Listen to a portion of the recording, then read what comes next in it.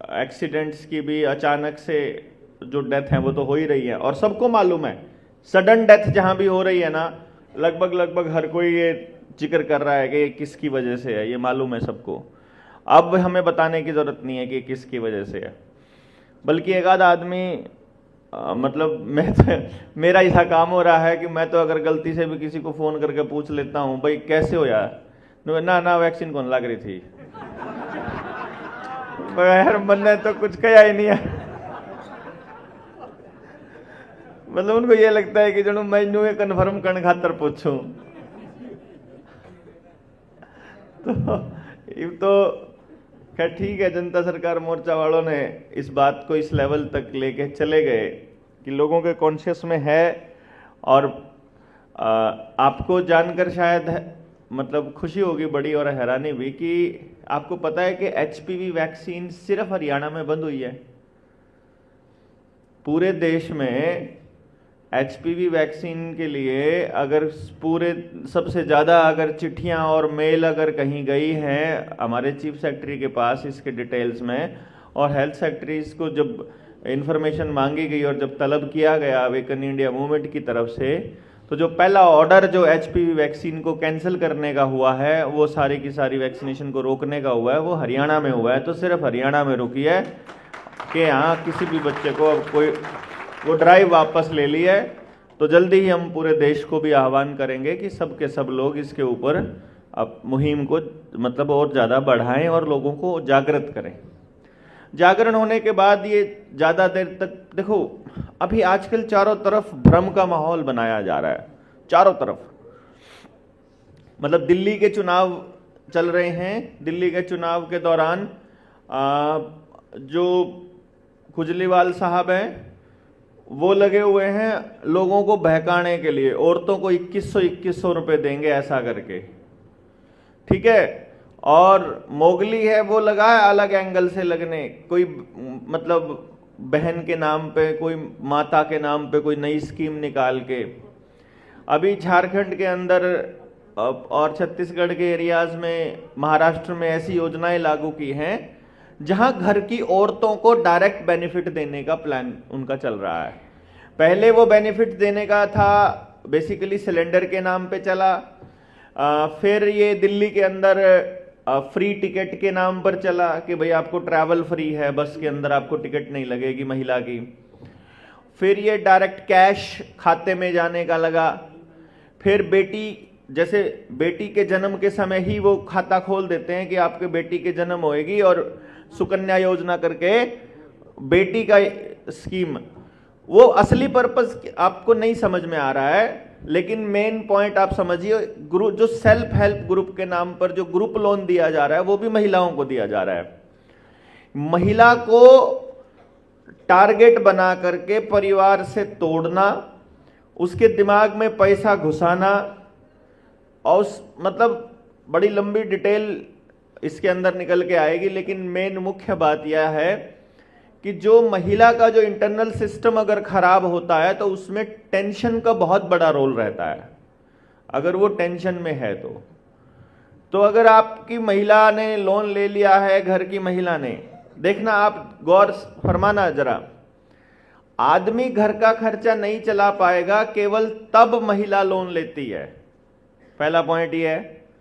या जब आदमी घर के खर्चे में योगदान नहीं दे रहा है और ऐसा कोई काम है जो महिला को करना है, जैसे अपने बच्चे की किसी कोचिंग के लिए या किसी ऐसी चीज के लिए पैसा चाहिए, और मान लो उसका हस्बैंड उसे नहीं दे रहा है उस टाइम पर, और वो कह रहा है कि अभी नहीं है, थोड़े दिन के बाद दूंगा, तो महिला सोचती है कि मैं अभी सेल्फ हेल्प ग्रुप वाला ले लेती हूँ लोन और बाद में इसको पे कर दूंगी। वो जो लोन है वो हर हफ्ते पे करने का हो जाता है। और आप लोग जो जितने भी पुरुष लोग हैं जिन्होंने लोन ले रखे हैं, उनको बड़े अच्छे से मालूम है कि इस महीने की किस्त कटने पर हम रिलैक्स नहीं होते हैं, बल्कि उसी टाइम टेंशन हो जाती है कि अगला नाड़ा आएगा अगले महीने में। मतलब किस्त कटते ही टेंशन हो जाती है अगले आने वाले हैं अगले महीने में। तो सोचो जो हफ्ते में जो किस्त आएगी उसका क्या हाल होगा, जो एक हफ्ते में देने वाली है। तो महिला जैसे ही उस ग्रुप लोन को ले लेगी, लेते ही वो उसको खर्च कर देगी। महिला जब खर्च करेगी तो ज्यादा चांसेस हैं कि वो बिजनेस पर खर्च नहीं होगा, वो किसी खर्चे पर खर्च होगा जहां से आमदन नहीं होगी। आमदन नहीं होगी तो पे करने का स्ट्रक्चर एक टाइम पे बंद होने वाला है। जब पे होना बंद हो जाएगा उसी टाइम टेंशन डिप्रेशन सब चालू हो जाएगा और उसी टाइम पूरा परिवार टूटना चालू हो जाएगा। और जो मूल जो बिंदु है जिसके लिए ये सब किया जा रहा है, सबसे पहले डेटा कलेक्शन, डेटा कलेक्शन के बाद घरों में कलेश, कलेश के बाद महिला को काम करने के लिए फिर बाहर निकालना, महिला को घर से बाहर निकालने के बाद जो रविंद्र ने बताया है, अगर आपको अपनी महिलाओं का भविष्य जानना है कि आपकी महिलाएं आने वाले वक्त में क्या करने वाली हैं, तो कुछ मत करो, अपने जिंदगी के 2 दिन 3 दिन गुड़गांव के जीबी रोड पे लगाओ। गुड़गांव का जो वो है, सॉरी ये गुड़गांव मानेसर जाता है जो रोड, या तो उधर, या गुड़गांव फरीदाबाद का है जो उधर, या वो जो पलवल वाला रोड है वो रोड पे एक बार जहां जहां ये बड़े बड़े मल्टीनेशनल कंपनीज के दफ्तर बने हुए हैं, एक बार वहां जाकर के अपनी लड़कियों को जरूर देख कर आओ। वो अपनी ही लड़कियां हैं, मतलब कोई सिक्किम से आई है, कोई हिमाचल से आई है, कोई चंडीगढ़ से आई है, उनके माँ बाप सोच रहे हैं हमारी बेटियां वहां पढ़ने के लिए गई हैं, या वो सोच रहे हैं हमारी बेटियां वहां किसी कंपनी में जॉब करने के लिए गई हैं। एक बार जा करके देख के आओ, आपको पता चलेगा। मतलब मैं बोल नहीं सकता यहाँ स्टेज से, क्योंकि 80-90% लड़कियां तो ऐसा काम कर रही हैं जिसके बारे में बोला भी नहीं जा सकता, और वो बाकी की 8-10% भी फिर उसी में लपेटी जाएंगी जो बच गई हैं जो। और मैंने परसेंटेज जानबूझ के थोड़ी सी कम बोल ली है असलियत से, वरना बहुत ज़्यादा बुरा हाल है। ये जो फेमिनिज्म का जो गेम खेला इन लोगों ने हमारी महिलाओं के साथ में, ये सब बीज खत्म करने का ही खेल है। ये सारा बीज के ऊपर अटैक है, और इसको पैसे के माध्यम से अब परिवारों को तोड़ा जा रहा है। इन्होंने देखो कितनी बड़ी साइकोलॉजी लगाई है। देवीलाल ने पहली बार परिवार तोड़ने का काम किया था बुढ़ापा पेंशन दे करके। बुढ़ापा पेंशन देने का, बुढ़ापा पेंशन ने आज तक परिवार में कुछ भी सहयोग तो दिया नहीं भाई, क्यों जी? ये बताया गया कि बुजुर्गों को सम्मान नहीं जी भाई, सम्मान नहीं। सम्मान, अगर आप किसी को पैसा देना सम्मान होता है, ये मुझे मतलब मेरी समझ से बाहर की बात है। या फिर इसको ऐसे कहो कि उस आदमी ने अपना पूरा जीवन समाज को दे दिया हो, उसकी औकात 100 रुपए की थी बस, इसको आप ऐसे बोलो है भाई, उसकी औकात 100 रुपए महीना थी बस, उतना ही सम्मान था उसका। कोई लॉजिक ही नहीं है 2000 रुपए 3000 रुपए को सम्मान बोलना। और अब तो सब पता चल गया कि ये रुपया है ही नहीं है, तो इसको तो सम्मान आप कैसे कह सकते हो? अब तो ये पता चल गया कि ये दरिद्र नारायण है। दरिद्र नारायण बोलते हैं इसको, वर्मा जी बोलते हैं जिसके घर में ये चला गया और जिसने अपने जीवन में इसके लिए काम चालू कर दिया, जिसको अपन दरिद्र नारायण बोल रहे हैं ना, वो उसके लिए जब काम चालू कर दिया तो समझो उसका पूरा परिवार खत्म हो गया। पूरा परिवार बचा ही नहीं है। सब परिवारों के झगड़ों का कारण आप चेक करोगे, दरिद्र नारायण मिलेगा। जिसके घर में असल धन है, जिसके घर में डंगर जितने ज्यादा हैं, उतना ही परिवार संगठित मिलेगा आपको। जितने घर में सेहत अच्छी है सबकी, तो ऑब्वियसली आपका परिवार ही संगठित मिलेगा। देखो, मतलब जो परिवार टूटे हुए हैं उनमें बीमारियां, ये रुपया कागज बैंक वाला, और मतलब वो प्लॉट में, वो मकान पे नहीं रहते मिलेंगे, वो फ्लैट में रहते मिलेंगे ज्यादातर। मतलब उनका जो पर्पस है वो या फिर उनकी मेंटालिटी उसी टाइप की मिलेगी जो प्रकृति से दूर रहने की है। तो आप सब लोगों को ये बात समझ में आनी चाहिए। दूसरा जो बिंदु है यहां पर, वो है कि आप जो लोग यहां पर अपने कर्जे के मसले पर आए थे, आप में से किस किस ने वो फॉर्म भर दिया है? रात को मैंने कल नंबर दिया था आप सब लोगों को। कोई नया बंदा तो नहीं आया है जिसको नंबर नहीं पता है अपना जेएसएम का आवेदन वाला? जिसको नहीं मालूम है? मालूम नहीं है? बैठे रहिए बैठे रहिए। जिसको नहीं पता है वो नंबर ले लेंगे। मैं आपको नंबर दोबारा से बोल देता हूँ, 7696, फिर से 76 मैं दोबारा से बोल देता हूँ, 7696627656। आप पड़ोसी भी दे देगा आपको आपके आसपास का, लेकिन पॉइंट ये है कि इस पे आप अपना फॉर्म भर देंगे, आपका आवेदन तो बन के आ जाएगा। आवेदन के बाद की प्रोसेस है जो इम्पोर्टेंट है। अभी मैं बाहर खड़ा था तो मुझे पता चला कि कैथल वाले लोगों ने एक बड़ा और मतलब कमाल किया है कि वो अपने एक साथी की पिछले 6 महीने से बंद पड़ी, मतलब उनके पास यार्ड वालों के पास बंद पड़ी, बैंक वालों के पास उन्होंने कब्जा करके रखा हुआ था, एक जेसीबी छुड़वा के ले आए हैं। अभी क्रेन छुड़वा के ले आए हैं, जो कभी भी नहीं छोड़ रहे थे। वो बता रहे थे कि भाई वही का होते, पहले तो बोले कि कितने 10 लाख रुपए लगेंगे, पहले 10 लाख रुपए मांगे हैं। पहले 10 आपकी थी, इनकी थी। कहाँ थी वो? बद्दी में, बद्दी हिमाचल में पकड़ रखी थी। पहले 10 लाख रुपए मांगे, फिर 6 लाख रुपए मांगे, फिर 1 लाख पागे, और फिर जब दिन दिहाड़ा ने बोले भाई किसी ने बताइयो ना हम न्यू ले आए हैं। भाई किसी को बताना मत कि हम ऐसे ही ले आए हैं। न्यूए कब थे? चुप देसी ले जाओ बस, रोड़ा ना भाई। मतलब आप सोचो, पुलिस प्रशासन साथ नहीं दे रहा और कोई भी साथ नहीं दे रहा, सिर्फ अपनी समझ के दम पे, सिर्फ समझ और कुछ नहीं। और फिर बैठे बैठे दूर बैठे बैठे लोग, भाई इस 30 लाख जो से 10 लाख रुपए इस पे मांगे थे, हम तो परसेंटेज भी नहीं मांगते। मांगी किसी ने? ठीक है, नहीं किसी ने नहीं कुछ मांगा। ये इसलिए नहीं हो रहा, ये तो सिर्फ आपको, ये तो आप लोग खुद ही कर रहे हो, सिर्फ अपनी समझ के दम पे। किसी की जरूरत नहीं है असल में, लेकिन आपको जरूरत अपना जीवन में आगे बढ़ने के लिए समाज में एक दूसरे की जरूरत पड़ेगी। ये एक संदेश हम लोग यहां से देने की कोशिश कर रहे हैं कि भाई हम जब अपना व्यवस्था परिवर्तन के लिए जब आगे बढ़ेंगे तो हमें एक दूसरे के साथ की जरूरत पड़ेगी। वहां जब चीटिंग आएगी तो प्रशासन आएगा, समझ गए ना? और प्रशासन का मतलब शोषण है। ना तो टीचर आपके लिए बैठा है प्रशासन में, ना वकील आपके लिए बैठा है, ना पुलिस वाला आपके लिए बैठा है, ना जज आपके लिए बैठा है। उस प्रशासन में डीसी, एसडीएम, तहसीलदार, पटवारी, कानागो, कोई दिखा है आपने वो आपके लिए बैठा कोई भी आदमी? तो अपने को अपनी व्यवस्था बनानी पड़ेगी कि इनमें से किसी की जरूरत ही नहीं है, भागो तुम लोग। भाई तहसीलदार का काम क्या है? रजिस्ट्रीकरण का है ना। अपन रजिस्ट्री का नाम ही खत्म कर देंगे, जिस पे जो नेचुरल कुदरत का नियम क्या है, जिसका कब्जा ओए मालिक, बात खत्म।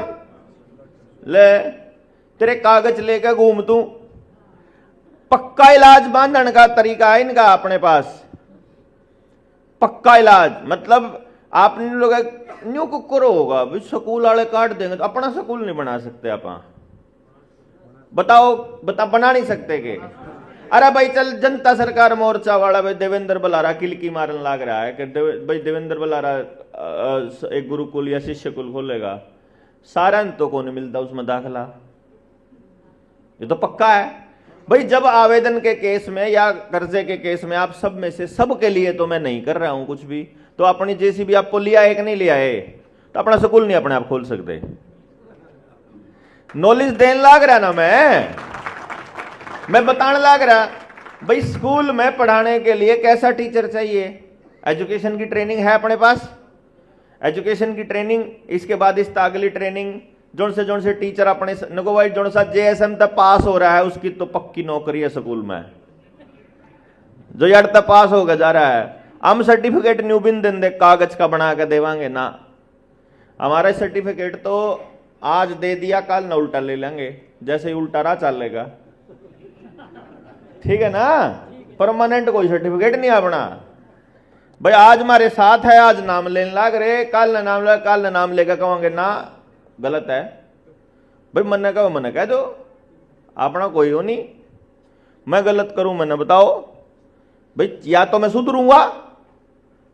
देखो गलती के दो कारण होते हैं आदमी के, या तो वो करता है मजबूरी में, मतलब गलती कह लो या गलत काम कह लो, मजबूरी में करता है, और या फिर अनजाने में।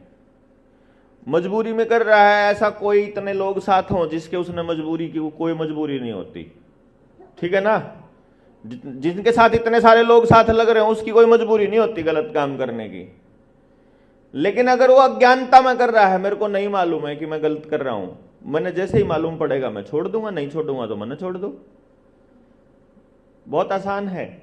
हम इसीलिए अपने ऊपर डिपेंडेंट नहीं बना रहे हैं किसी को, हम आप सब लोगों को इंडिपेंडेंट नॉलेज देने की कोशिश कर रहे हैं कि मुक्ति का मार्ग केवल और केवल ज्ञान है, केवल समझ है।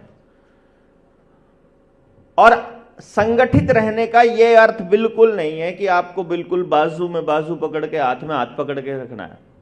संगठित का यह मतलब बिल्कुल नहीं है। संगठित का मतलब है कि हम जिस मिशन पे काम कर रहे हैं, जैसे अगर मैं यहां से बैठकर बोल रहा हूं कि हम सबको ऐसी व्यवस्था बनानी है जिसमें सबके लिए जगह हो, तो आपको भी ऐसी व्यवस्था बनानी है जिसमें सबके लिए जगह हो। तो आपका और मेरा तरीका काम करने का अलग हो सकता है, तो हम लोग अलग होते हुए भी संगठित हो सकते हैं। कई बार हम अलग, अब यहां से वहां जो जहां खाना अपना मिलता है वह बन रहा है, वहां तक जाने के ही 3 रास्ते हैं, यहां से वहां तक जाने के। तो मतलब जब मैं यूं कह दूं कि इस एक राह तक चलोगे तो ही संगठित दिखाई दोगे, दूसरा राह चले गए तो तुम संगठित नहीं, ऐसे तो गलत है ना। अरे जिसको ठीक लग रहा है इस रास्ते से निकलना वो इस रास्ते से निकले, जिसको लग रहा है इससे निकलना, कोई कह रहा है मैं तो रोड पर ना आऊंगा सड़क पर ना, तो आ जाओ, क्या दिक्कत है।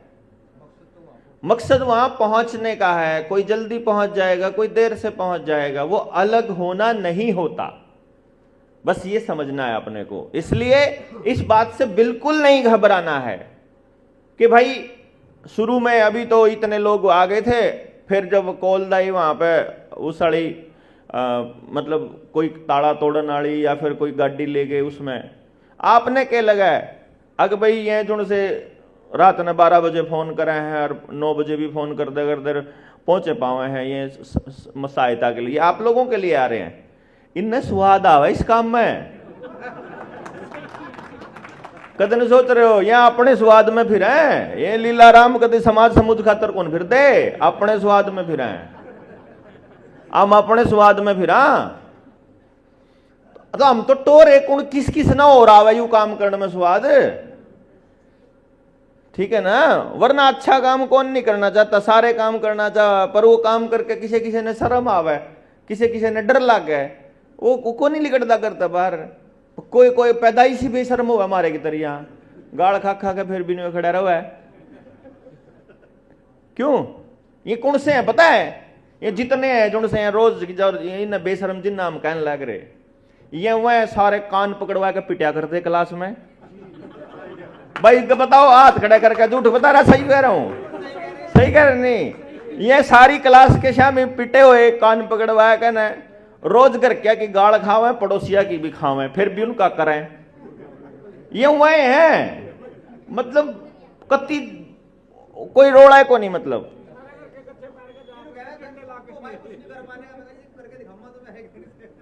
ना ना, बल्कि उन्हें पता हो है कि आज मास्टर टेस्ट लेवेगा, उदन 4-4 5-5 कच्चे पैर का जाऊं, उन्हें पता हो है कि आज पिटांगे। मतलब यो काम करनी है ना, पहला है पता कि थारी गेल के होएगा, कत्ती घबराने की जरूरत नहीं है आपने। कोई तो किसी पे शान नहीं कर रहा, कोई सा भी आड़ा इनमें है, ये सब अपने अपनी बड़क में अपने अपने उसमें है। और हमारा मकसद ही यो है इसे इसे मानस टोन का, और हर शहर में जाकर किलकी मारा 3-3 दिन नाराज हो रहा है, कोई ऐसा हो तो आ जाओ, कोई ऐसा हो तो आ जाओ। तो पहले थोड़े कम आवे, थोड़े ज्यादा आने लग जाएंगे, आगे थोड़े और ज्यादा आवेंगे, और एक दिन सैलाब आओगा देखना, क्योंकि इस काम में असल में आवे है मजा। वह जुड़ से शर्मावे नहीं, वो 1-2 दिन जुड़ से शर्मान लाग रहे नहीं, उन्हें 2 दिन धक्के ते ले जो, उनका कराची लगना बंद हो जाए तीसरे दिन,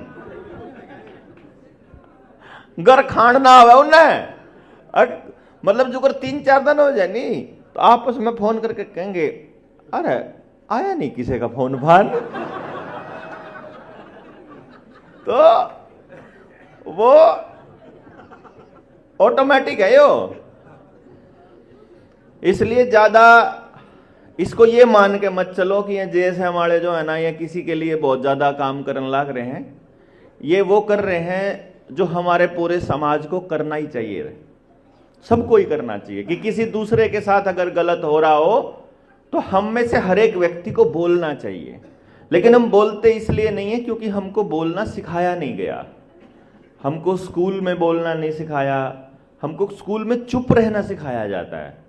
आप अगर गौर से देखो, कीप क्वाइट, मतलब एक बार स्कूल में मैडम कितनी बार कीप क्वाइट बोलती है, इसको सोच देखो आप जरा। छोटे से बच्चे को बचपन से, नर्सरी क्लास से अगर एक शब्द दिन रात बोला जाता हो, keep quiet, keep quiet, keep quiet, keep quiet, automatically बेचारा कीप क्वाइट हो जाए, कुछ बोलना बंद कर दे। आप आड़त रोज का बोलो बोलो, आपा न्यू कहा बोलो, अरे नु कहा बोलना को नहीं आंदा डॉक्टर साहब। मैं बोला सुनो सुनो, आप सिर्फ मेरी वो वीडियोस को ध्यान से सुनो, बार बार सुनते रहो। रोज भी न्यू दिखता हो ना कि यार रिपीट हुआ है, फिर भी सुन लो, उसने सुनते रहोगे ना। देखो मतलब ऐसी तो वीडियो में कोई शब्दावली ऐसा कुछ नहीं होता कि आपको बुरा फील होता हो। कनेक्टेड से फील करोगे आप आपस में, जब कनेक्टेड से फील करो उसको सुनते रहो। और फिर यो विकास बैठा है भाई, ये जब अपने गांव में जागृति करी तो ये शुरू में मेरे तक पूछने लगे थे कि भाई गांव में क्या कहूँ हम, भाई हमने गांव वालों को क्या बोलना है। मैंने कहा वह ट्रेनिंग सुन लो, बेरा लग जाएगा। वह ट्रेनिंग सी सुनी या ये बातें सुनी, बेरा लग गया अपनी मतलब का काम कि भाई ये जो सामने बंदा बैठा है, यो अनपढ़ है, यो बुजुर्ग है, इसका तजुर्बा इतना है, यो जवान है, यो भी पढ़ने लग रहा है। सामने बैठे आदमी को देख करके ही हमें पता चल जाएगा कि हमें बोलना क्या है। और फिर जब देखो लोन वाले मसले पर भी कि ये बैंक वाला है, कि ये पुलिस वाला है, कि ये प्रशासन का आदमी है, कि ये ड्यूटी मजिस्ट्रेट है, या फिर ये लेमैन कोई वैसे गांव के आदमी हैं, उनको देख के ही मालूम पड़ जाएगा कि हमको कहना क्या है। बस अंदर पता होना चाहिए। ये दोनों जगह काम करता है। जब वो लोग आपको कीप क्वाइट रखते हैं तो वो आपको चुप रहने में भी मदद करती है। और यहां हम जो बात कह रहे हैं कि बोलो बोलो बोलो और सुनो, तो वो वहां भी काम करती है। जब जरूरत पड़ेगी, उनका ज्ञान ज्यादा होगा तो आप ज्यादा चुप रहोगे, और अगर अपने वाला समझ में ज्यादा आ गया होगा तो फिर ज्यादा बोलोगे। मतलब ये एक बड़ा सिंपल है। तो आपको अपने बैक ऑफ द माइंड ये रखना है दिमाग में कि आपको बोलना सीखना है कि आपको चुप रहना सीखना है। और बोलना सीखने में यदि आप लॉजिकल बोलना चालू करोगे तो फिर आप अटकोगे कहीं ना कहीं, फिर आपका सवाल अटकेगा। सवाल अटकेगा तो फिर आप सवाल पूछोगे। सवाल पूछना चालू किया आपने, उसी टाइम आपको बातें समझ में आना चालू हो जाएंगे। जब तक आप सवाल नहीं पूछोगे तब तक समझ में नहीं आएगा। इसलिए हम आपके बोलने पर ज्यादा फोकस देने की बात करते हैं। तो एक तो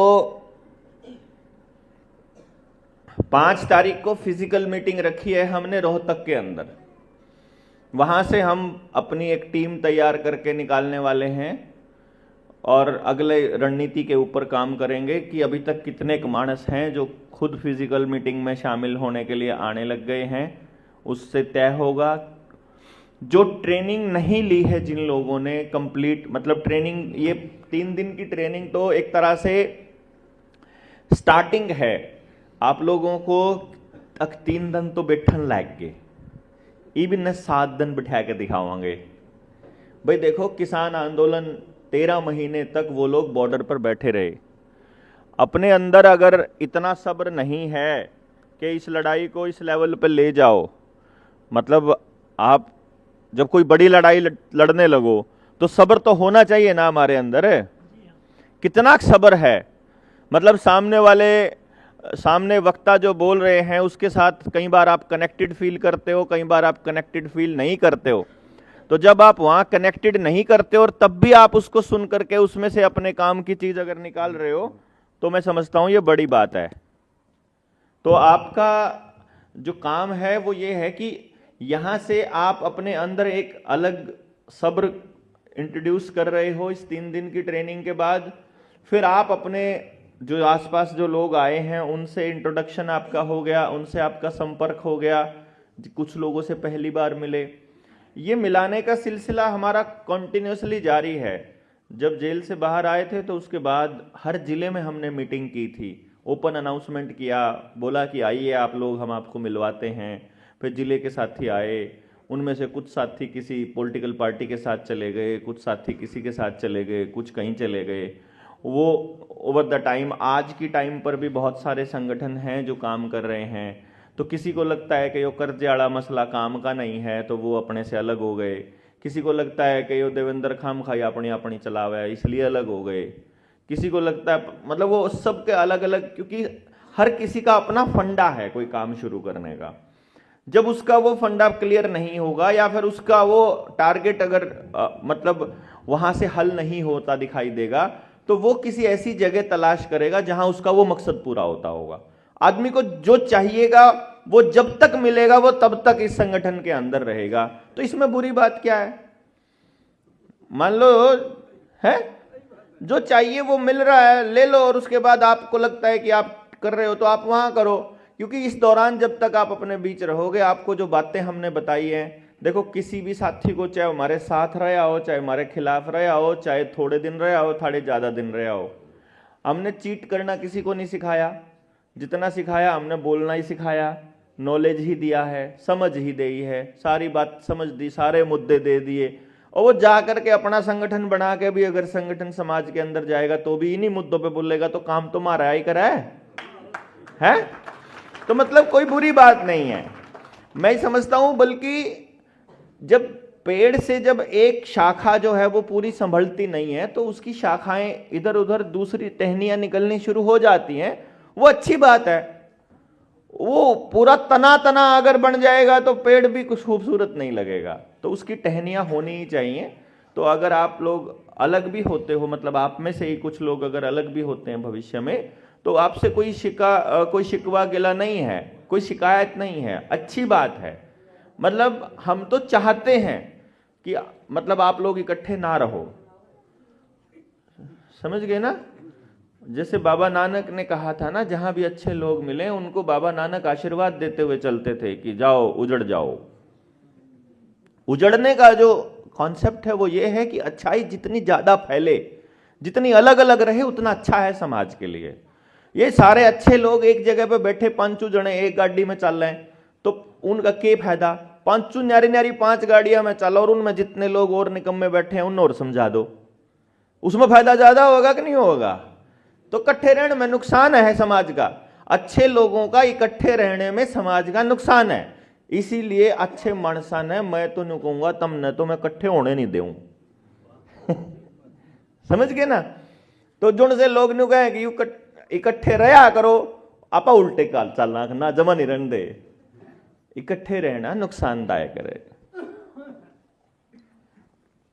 तो इसलिए हम सब लोग अपने अलग अलग, जहां भी हम रहें, अपने समाज के लोगों को जगाएं इन मुद्दों पर। बहुत से मुद्दे क्लियर नहीं होते हैं 3 दिन की इस यात्रा में। तो आप सब में से कितने लोग हैं जिन्होंने 3 से ज्यादा ट्रेनिंग अटेंड करी हैं? एक बार हाथ खड़े करो, अब हाथ नीचे करो। कोई ऐसा है जिसको 3 या 4 ट्रेनिंगों में बिल्कुल न्यू की न्यू ट्रेनिंग मिली, को फायदा नहीं, कोई फायदा नहीं जाने का मिला, एक भी नहीं। कोई है जिसने पता लगा हो कि हर ट्रेनिंग में नई बातों का पता चला? पर देख लो भी ले, हर मिनट नई नॉलेज समझ रहा है। आप इस बात को समझिए जो मैंने ये बात बोली है। आज 42वीं ट्रेनिंग है और YouTube के ऊपर लगभग 1500 से ज्यादा वीडियोस हैं। किन्हीं भी वीडियोस में सेम चीज रिपीटेड नहीं मिलेगी। तो अलग अलग मुद्दों पे अलग अलग गहराई से बात करने को जब मिल जाए तो टॉपिक ही खत्म। हमारा एक सेशन मोहाली वाली ट्रेनिंग में तो हमने इसी को टारगेट लिया था। देखो 3 लाइनें हैं जो आपको ध्यान रखनी है। पहला कि सुबह से लेके रात तक, जन्म से लेके मृत्यु तक आप जो भी करते हो वो आप खुद करते हो या आपसे करवाया जाता है सिस्टम के द्वारा। आप एक बार इसका पहले विश्लेषण कीजिए, इसको आप एक बार थोड़ा डिटेल में जानिए कि जिस स्कूल में आप पढ़ा रहे हो आप उसी में पढ़ाना चाहते थे क्या? समझ रहे हो ना बात को? मतलब अपने बच्चे को जिस स्कूल में अभी पढ़ा रहे हो वो उसी में पढ़ाना चाहते थे क्या? अगर आज आपकी आमदन 1 लाख रुपया महीना हो जाए तो उसे में पढ़ाओगे? या आज अगर दिहाड़ी अगर जो है वो मतलब खत्म हो जाए और एक पैसा ना कमाता हो, क्या तब भी उसी में पढ़ाओगे? यानी कि आप जो कर रहे हो वो मजबूरी में कर रहे हो, यानी उस स्कूल में आपको पढ़ाना पड़ रहा है। इसका मतलब ये हुआ हम सारे लोग मजबूरी में अपने बच्चे को उस स्कूल में पढ़ा रहे हैं जिसमें भी हम पढ़ा रहे हैं। हम सिर्फ जितने ये लोग बैठे हैं ना, ये भी अगर बैठ के तय कर लें कि हम अपने सभी बच्चों को मजबूरी में नहीं पढ़ाएंगे, चलो मिलकर के एक स्कूल बना लेते हैं, तो भी आप फायदे में रहोगे। क्यों? तो सोचो आप जब ये मोर्चा बड़े लेवल पर जब कुछ करेगा तब कितने लाभ में रहेंगे हम। और हम तो ये वाला विचार प्रत्येक गांव को देना चाहते हैं कि गांव का प्रत्येक व्यक्ति जब ये मानने लग जाए कि हमको अपना बच्चा किसी प्राइवेट स्कूल में, चाहे वो प्राइवेट स्कूल गांव का हो या पड़ोस का हो, हमने अपना बच्चा उस प्राइवेट स्कूल में मजबूरी में नहीं पढ़ाना। धन फूकना हो फूक लो, लेकिन अगर एक स्कूल की फीस है 4,000 रुपए महीना और एक स्कूल की फीस है 10,000 रुपए महीना और एक गांव का स्कूल है जो कि गांव में ही गांव की मदद से ही चलता है, गांव का जो सामूहिक जो स्कूल है उस स्कूल में कोई फीस नहीं लगती है, हम सिर्फ उसका जो खर्चा है वो बांटते हैं और वो थोड़ा सा है, महीने का 1,500 रुपए। अगर हम उस 1,500 रुपये महीने वाले स्कूल की पढ़ाई का जो स्तर है वो उन दोनों से अगर हम बेहतर कर दें और उसके बावजूद भी कोई आदमी अगर 10,000 रुपए वाले स्कूल में पढ़ाता है तो वो 100 बार पढ़ाए, हमें कोई दिक्कत नहीं, ठीक है ना। लेकिन वो मजबूरी में ना पढ़ा रहा हो, उसको पता हो कि भाई इस गांव वाले स्कूल में अगर बच्चा पढ़ेगा तो 100% रोजगार की गारंटी है और प्राइवेट में पढ़ेगा तो 100% नौकर बनेगा। मतलब वहां उसके हर हाथ को काम मिलेगा और वहां वो नौकर बनेगा। वहां तो आपको कंपटीशन में जाना पड़ेगा जो प्राइवेट स्कूल की पढ़ाई है, और जो गांव के स्कूल की पढ़ाई है वहां कंपटीशन नहीं, वहां को एग्जिस्टेंस में जाना पड़ेगा, वहां सह अस्तित्व में, कि मैं आपके बच्चे के साथ कंपटीशन करके सह अस्तित्व की उस भावना को मजबूत नहीं कर सकता। मैं खुश नहीं रह सकता आपसे आगे भाग करके, आपसे दौड़ करके, आपसे अलग रह करके ज्यादा दिनों तक हम सरवाइव नहीं कर सकते एक दूसरे से। अकेला नहीं जा सकता। आदमी को आदमी के बारे में जब पढ़ाया जाता है तो पहली लाइन बोली जाती है कि मनुष्य एक सामाजिक प्राणी है। हम सामाजिक प्राणी हैं, हम समाज में ही रहकर खुश रह सकते हैं, हम झुंड में ही रहकर खुश रह सकते हैं। अगर आपके लिए पॉपुलेशन को प्रॉब्लम बताया जा रहा है तो वो षड्यंत्र का हिस्सा है। पॉपुलेशन समस्या नहीं है बल्कि पॉपुलेशन समाधान है। हमारे पास जितने लोग हैं समझो हर आदमी के पास अपना एक दिमाग है, यानी 135 करोड़ लोग यदि अपनी पॉपुलेशन मान ली जाए तो 135 करोड़ दिमाग हैं और 270 करोड़ हाथ हैं। तो समस्या वो नहीं है, समस्या है जो संसाधनों का बंटवारा है वो गलत हो रखा है।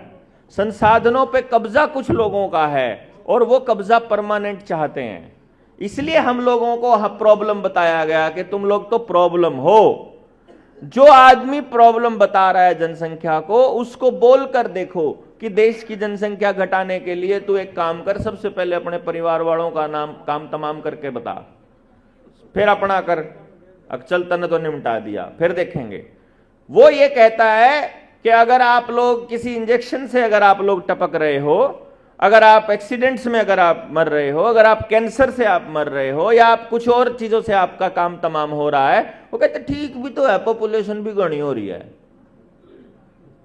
मतलब उस आदमी का लेवल कितना घटिया होगा, कितना गंदा इंसान होगा वो आदमी, जो किसी और के आदमी के मरने को अच्छा कह रहा है क्योंकि पॉपुलेशन ज्यादा है, और अपने परिवार की सुरक्षा के लिए वो जो है वो उनके मंदिरों के चक्कर काटता है, वहां उनकी सलामती की दुआएं मांगता है, वहां पे प्रार्थना करके आता है, वहां अपने लिए जगराता करता है, अपने लिए, अपने परिवार के लिए वो ऐसा करता है।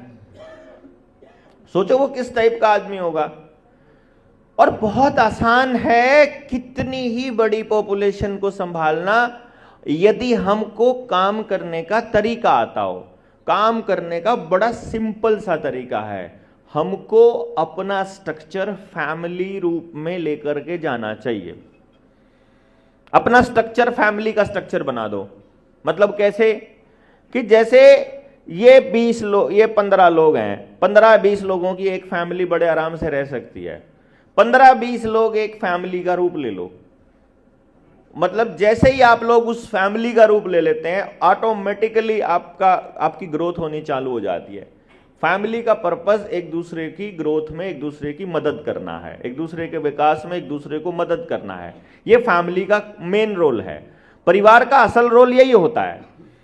तो अब एक फैमिली ये हो गई, एक फैमिली ये, अगर जितने लोग यहां बैठे हैं इनमें से मैं मान के चलूं कि भाई अपन 50 फैमिलियां बना दी अपन ने यहां, ये 50 फैमिली फिर से 50 के 50 फैमिली की तरह काम करने चालू कर दो।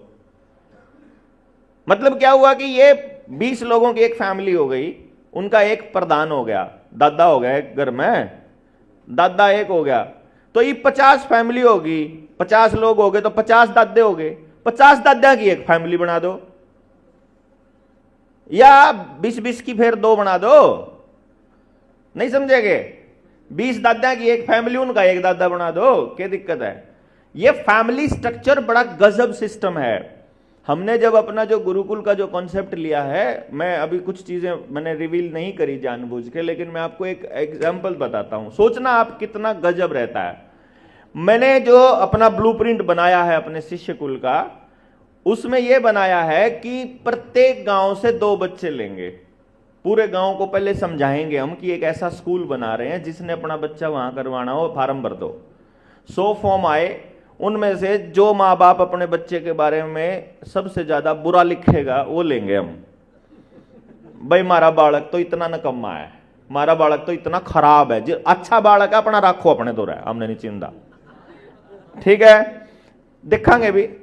तो जो सबसे ज्यादा खराब लिखेगा उसने ले लेंगे हम। तो भाई हमारे पास यो दे दो भाई, माना तो यो हमारे काम का है, तारे काम का नहीं है ना, तुम तो कह रहे हो तारे तो किसी काम का ही नहीं, सारे काम उल्टे करा है, तो ये हमको दे दो।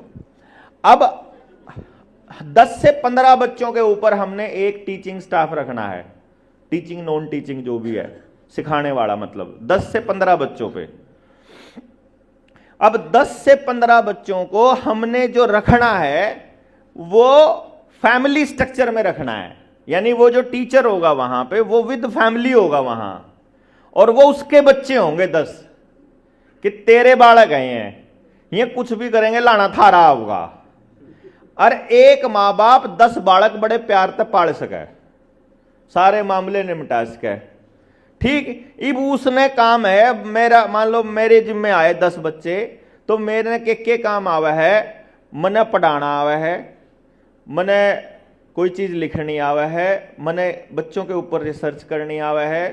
मेरी पत्नी ने भी 2-3 स्किल उसके पास हैं, 2-3 काम उसने आवे हैं, या फिर भाई यो आवे है, इसने आवे है, कि क्या आवे है भाई, मने खेती करनी आवे है, और मने इसकी पत्नी ने जो है वो सिलाई बुनाई भी आवे है, ठीक। अब मेरी फैमिली में लड़कियां भी होंगी, मेरे बेटे भी होंगे, मेरे बच्चे भी होंगे और बेटियां भी होंगी। तो ईब जो है मेरी फैमिली ने तो इसकी फैमिली वाली सिलाई बुनाई कढ़ाई सिखावेगी और इसकी फैमिली वाला ने आप सिखावांगे जो सा टैलेंट हम नांदा होगा जो से खेती करनी अंदर भाई आज अपने दिए 3 कुंबे 3 परिवार आज खेती करने जाएंगे तो यो खेती वाले के खेती करने जाओगे 3 जने सारी चीज सीखने लग रहे हैं जिंदगी के लिए जुड़ी हुई जिंदगी से जुड़ा एक भी पहलू ऐसा नहीं छोड़ना हमने जो हमने उन बच्चों को नहीं सिखाना है और सारा काम फैमिली स्ट्रक्चर में होगा क्योंकि प्रत्येक टीचर जितने भी लोग वहां जाएंगे जो वहां मतलब नौकरी तो वहां होगी नहीं सह अस्तित्व का एक कॉन्सेप्ट हमने बनाने का प्लान किया है कि 1500 से 2000 टीचिंग और नॉन टीचिंग स्टाफ जितना भी वहां काम करेगा उन सारों को लगभग सारी चीजों की ट्रेनिंग दी जाएगी कि बच्चे इस तरह का बिहेव करते हैं तो तुमने क्या करना है बच्चों को ऐसे पहचानना है तो वो ट्रेनिंग बेसिक ट्रेनिंग आपने एजुकेशन वाली देख ही ली है वो भी दे करके तो आप सोच के देखो क्या कोई बच्चा किसी भी तरह से मतलब कम संभाल में रह सकता है इस तरीके से या पूरी संभाल होगी 100 की 100 संभाल का पूरे चांस हैं कोई फालतू दिमाग में लेने की जरूरत नहीं है वो कवे थे मेरे साथी थे मैंने बोले जी बोला अगर भाई बनाओगे कद फिर क्योंकि हमारा टारगेट है कम से कम 1000 एकड़ कम से कम और 2000 एकड़ हो चाहे 3000 एकड़ हो जाओ क्योंकि हमारा जो शिष्य कुल होगा उस शिष्य कुल का जो कॉन्सेप्ट हमने ऐसा बनाया है कि उसमें जो जैसे मैं शुरू करने वाला आदमी हूं कॉन्सेप्ट मेरा है तो मैं उसमें मालिकाना हक 0 रखूंगा उसके अंदर और जितने टीचर्स होंगे उनका भी मालिकाना हक 0 होएगा जो पहली से लेके 12वीं तक या ग्रेजुएशन तक या पोस्ट ग्रेजुएशन या जितना लास्ट तक जितने भी बच्चे वहां पर पढ़ रहे होंगे जितने भी बच्चे वहां पढ़ रहे होंगे उस पूरे के पूरे शिष्य कुल के मालिक बच्चे होंगे जब तक वो पढ़ेंगे वहां यानी कि बच्चे मतलब कि जब भी पहली से 12वीं तक के बच्चे मालिक हैं 12वीं पास करके बच्चा छोड़ के चला गया तो अब पहली क्लास में नए बच्चे आ गए निचले वाली क्लास में तो जो छोड़ के चला गया अब वो मालिक नहीं रहा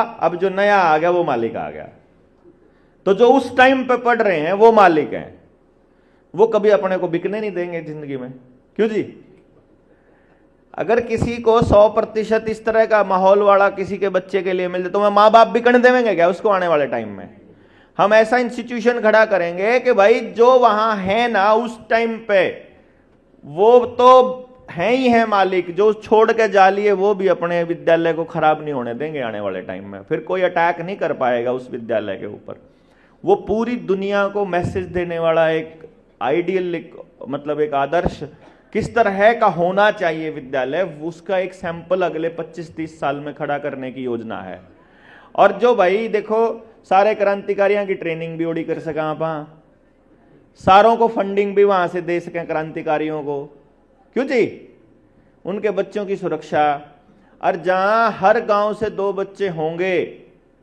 सोचो आप गांव के 14,000 बच्चे वहां हैं तो 28,000 में माँ बाप बाहर हो गए हमारे वो 28,000 पेरेंट्स हर गांव में जागरण का काम कर रहे होंगे व्यवस्था परिवर्तन कितना दूर है ऐसे होगा ऐसे साल भर का काम है ये अगले साल हर गांव तक पहुंचने का काम आप कर देंगे उसके बाद अपना काम आप चालू कर देंगे रही बात कंस्ट्रक्शन की भाई जिस दौरान 48,000 माँ बाप वहां श्रमदान के लिए बैठे हों इसे बाबा का सत्संग और बनने में ज्यादा टाइम कौन लगता है कि नहीं ये सारे के सारे श्रमदान के नाम पे सारा काम कर जाएं इतना बड़ा काम करने में कि श्रमदान नहीं देवेगा गाम राम है सोचो आप 35-40 हजार मानस कितना ही बड़ा स्ट्रक्चर बना दो महीने भीतर में मतलब 15 दिन में खड़ा कर देंगे सब कुछ लेकिन हम वहां की दीवारों को भी इस तरह का बनाने का प्लान कर रहे हैं जैसे किले की दीवारें होते हैं पुरानी टाइप की मतलब वो जो 1000 साल से पहले तो उसका स्ट्रक्चर हाल ही नहीं मड़ा अभी इस टाइप का प्लान कर रहे हैं हम कि पूरा आप दिखा दो यार अगर आपके परिवारों को 1000 साल चलने वाले मकान का आइडिया आ जाए तो फिर ये 20-20 साल वाले सीमेंट वाले मकान कौन बनाओगा और हमारे पुरखों के पास था ही वो स्ट्रक्चर आज भी कई गांवों के अंदर हवेलियां हैं ना 150-200 साल पुरानी कुछ भी नहीं बिगड़ रहा उनका। और कई जगह तो बिना संभाल के ही तो खराब हुई तो हुई, अदरवाइज खराब वैसे नहीं हुई, वो मौसम से खराब नहीं हुई। तो आप सोचेंगे, जब आप थोड़ा सा बड़ा लेवल पे सोचेंगे तो एक एक चीज का उसके ऊपर हम लगातार काम भी कर रहे हैं। जहां जिन चीजों में कमियां रह गई थी वहां से लोग जुड़ रहे हैं, अपने आप लोग अपना अपना आइडिया आकर के बता रहे हैं।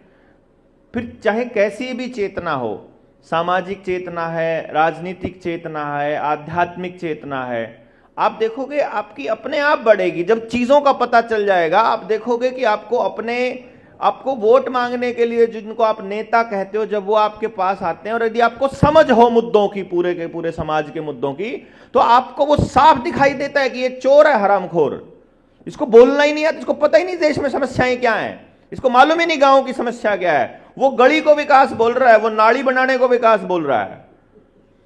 उन लोगों को इससे आगे बोलना ही नहीं आता कुछ भी। उनका हिसाब किताब, जब मोर्चे के साथी ट्रेंड लोग जब हर गांव में हो जाएंगे, मैं गारंटी से कहता हूं घुस ही नहीं पाएगा कोई नेता, क्योंकि उनको कहोगे तो जी लोग तो सवाल पूछे, जवाब के देवांगे, जवाब भी नहीं आवे उन्हें, जवाब नहीं आवेंगे तो वो आपके बीच आके भाषण नहीं दे सकते, क्योंकि समझ वाले लोगों से बहुत डरते हैं ये लोग, और बोलने वाले लोगों से बहुत डरते हैं ये। और कोई भी नेता नहीं चाहता है कि उनके सामने बैठी जनता जो है वो समझदार हो जाए। हर आदमी जिसको कंट्रोल करना है वो कभी नहीं चाहेगा कि ये समझदार हो जाए, वो हमेशा उसको बरगला के रखेगा। मार पे हैं सारे कागज, हम यूं कर देंगे, हमने तो दे दिए सारे कागज और इसके बाद भी देंगे और भी ओपन करेंगे। हम तो चाहते हैं कि पावर आपके हाथ में हो, हमारा तो पर्पज ही है कि जनता ही सरकार है। हम तो उसी को लेके चले हुए हैं कि आपको वो, हाँ कुछ लोगों के पास दस्तावेज आने के बाद में ओहो ये दुकानदारी में भी खोल लूं, थोड़े दिन में बेचारा फिर आला जाला बाजे फिर। हिसार से एक आदमी, मतलब मुझे कैप्टन अभिमन्यु का एक उनको लागे था, वो दूसरे के गोद का है, आया वो हिसार की ट्रेनिंग में, बोला मैं मुंबई रहता हूँ भाई साहब, आप देखियो मैं वकील हूँ, वकालत करता हूँ, ये करता हूँ। ठीक है भाई कोई बात नहीं, बता आप मैंने दस्तावेज दो और देखो कैसे मैं लगाता हूँ हाई कोर्ट में, और मैंने पूरा ड्राफ्ट तैयार करके ये कर दूंगा। कर दो भाई कोई बात नहीं, करो। एक ऐसा व्यक्ति जो मुझे 2021 में जब ये कोरोना की जबरदस्ती चल रही थी तब कहीं मिला, और वो मुझे वो गुरुजी करके बोलता था, और मैं भी ठीक ठाक खुल के उससे बात कर लेता था। और लोग, वो गुरुजी कह रहा है, मैं उससे खुल के बात कर रहा हूं, तो अगला पूरा रिकॉर्ड करके रखा कि देख गुरुजी से मैं रेगुलर बात करता हूं। वो गुरुजी से रेगुलर बात करा, उसकी रिकॉर्डिंग दिखा दी, और जो हिसार आड़ा था उसने ले जाके आड़े के मारे के साथ के फोटो दिखा दिए, अगर देख हम दोनों के दोनों बलारा की टीम में शामिल हैं। और मुंबई के अंदर एक आदमी था जिसका कोई पोजेशन था, काफ़ी बड़ा केस था, और उसके मकान की कुड़की थी, करोड़ों रुपए का मकान था, 10 लाख रुपए ना ले लिए आवेदन लाने के उस पे थे। हमने पता लगा तेरे की 10 लाख हमारे पे टोटल नहीं आ लिया आज तक। सो रही बढ़िया रहे भाई, मारा तो हमने कोई नहीं पूछता, मारे तो खाते में जमा करवाए सहयोग राशि के नाम पे 50-50 रुपये, और हमारा फोटो जिस दो रहा है उस तो दे में 10-10 लाख रुपये। हमारा फोटो ज्यादा बिके भाई, हम बिकते नहीं, हमने कोई ले नहीं रहा है, हमने कोई पूछ नहीं रहा। और हाँ जी वो नहीं है, हमने तो कोई पूछ नहीं रहे, हमारे फोटो ने पूछ रहे लोग बाग।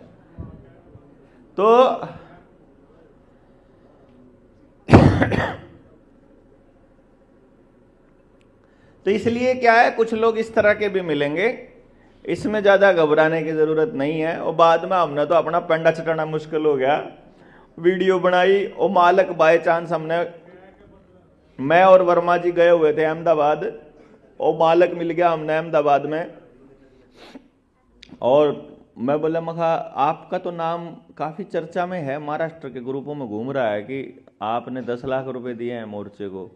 बोला जी मना ही पता चला, मैं मोर्चे में को नहीं थे। मगर भी लग गया पता, मतलब वो पहले हमने बदनाम कर गया कि हमने पीछे दिए हैं मोर्चे को, बाद में पता चला वो मोर्चे को नहीं दिए भाई, वो मोर्चे के नाम पे कोई दूसरा मोर्चे तो देगे वह। तो वो ये काम भी हमारे साथ होने लग रहे हैं, इसका भी थोड़ा सा आप ये, लेकिन ये चीज़ें चलती रहेंगी, इनसे घबराने की ज़रूरत नहीं है। हमें पता है हम कौन है, हमें पता है हम कितना करते हैं। जो लोग सही तरीके से ईमानदारी से काम कर रहे हैं उनको सवालों के जवाब देने में या सवालों का सामना करने में कभी दिक्कत नहीं आती है।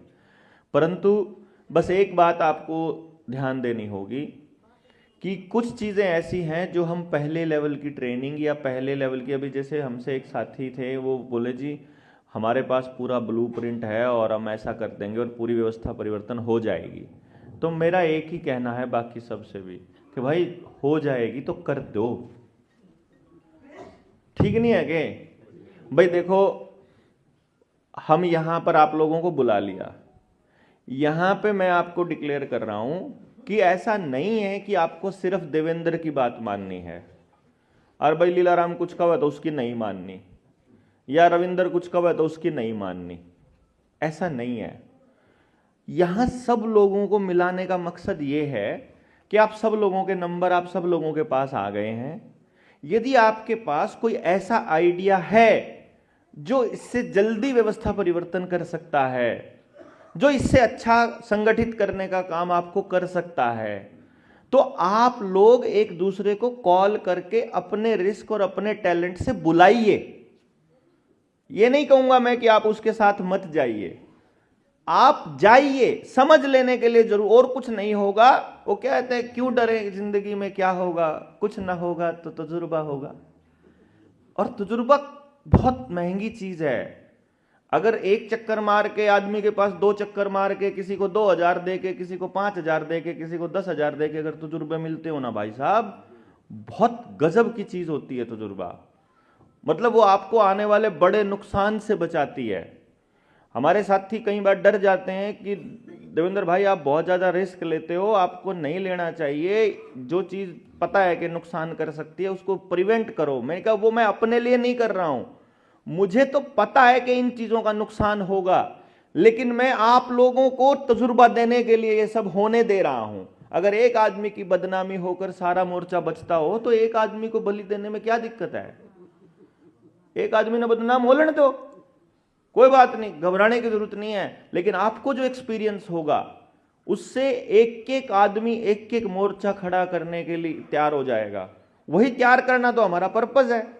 और अगर आप में से कोई व्यक्ति ऐसा है जिसने अपने जीवन के कुछ साल अपने तप में लगाए हैं और उस समाज के लिए कुछ करना चाहता है और उसके पास लोगों का अभाव था, तो मैंने इतने सारे लोग इकट्ठे करके आपके सामने ला दिए, आपसे मिलवा दिए। इनसे बात करो और अगर आपकी बात में दम है तो इनको कन्विंस कर लो, ठीक है ना भाई? अगर कोई आदमी आपको कन्विंस करे और वो आपसे दान मांगे और आपसे पैसा मांगे, ना मैं न्यूकंदा दियो ना मैं न्यूकंदा दे दो, न्यू ना कह दियो बुला रहे ना मिलवाया था, जहां तक फंस गया मैं तो, ठीक है नहीं?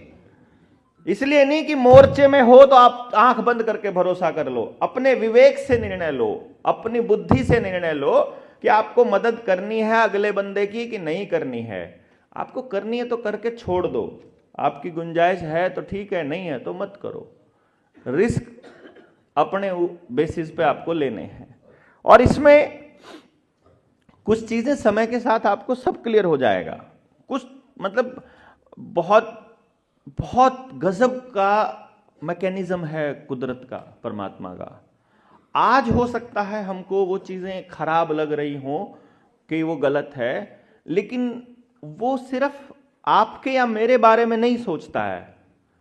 कुदरत को सबके बारे में सोचना है, उसको वो सब करना है, वो सबको मौका देना चाहता है कि देख लो, एक बार करके देखो, कोई दिक्कत नहीं। सो इसलिए घबराना नहीं।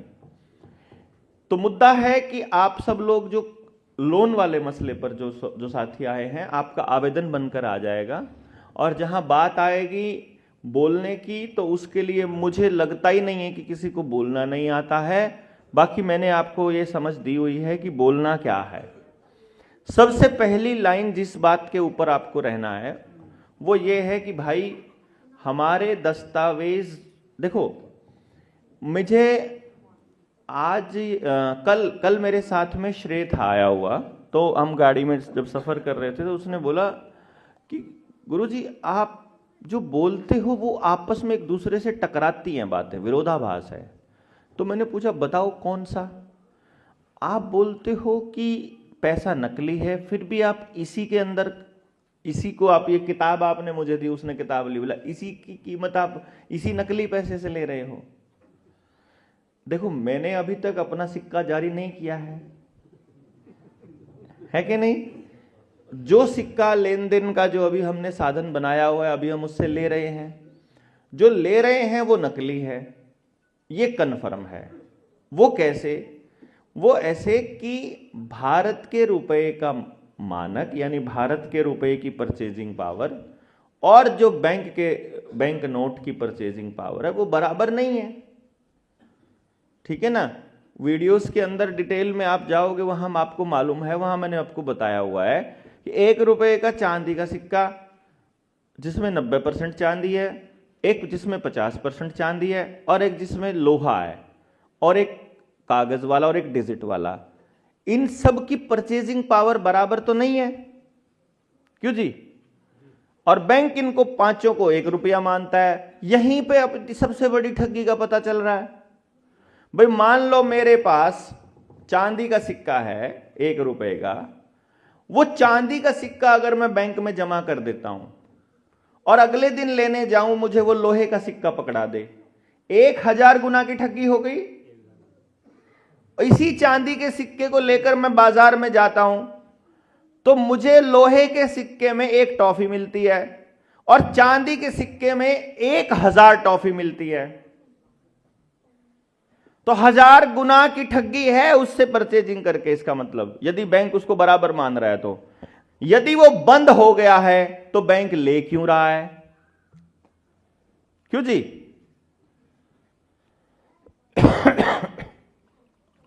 यदि वो बंद हो गया है तो वो ले क्यों रहा है?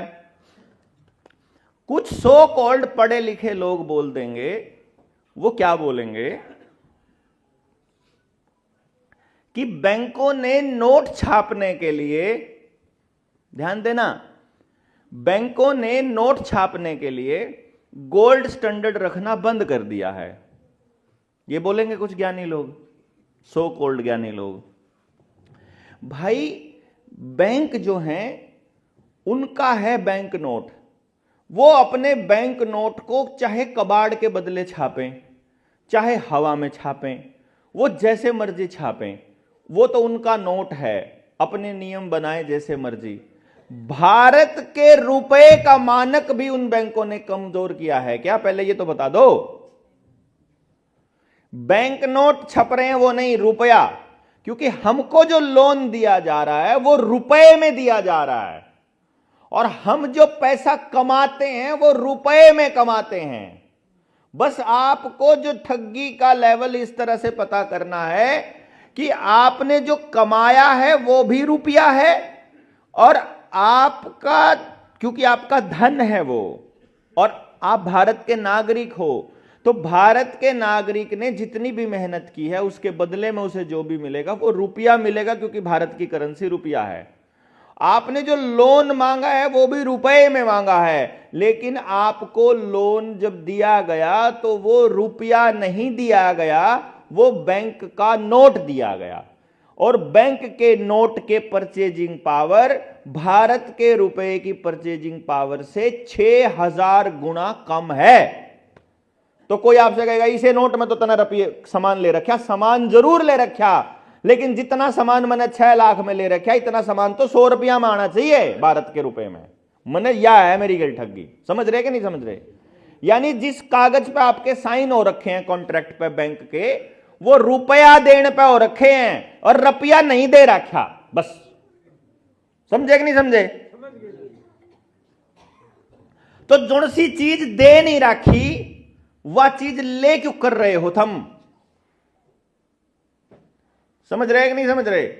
हम जो किस्त देते हैं वो रुपया सोच के देते हैं। वो जो हाथ में बैंक नोट है ना, वो रुपया सोच के देते हैं। तो मेरे हाथ में अगर 100 रुपए का नोट है तो मैंने अगर वो मेहनत तो करके कमा रखा है, मेहनत करके खेत में काम किया हो, दूध बेचा हो, अपनी मेहनत बेची हो, दिहाड़ी करी हो, यदि वो मैंने मेहनत करके कमाया तो वो रुपया कमाया है मैंने, दिख रहा है वो बैंक नोट है, बस यही माया है।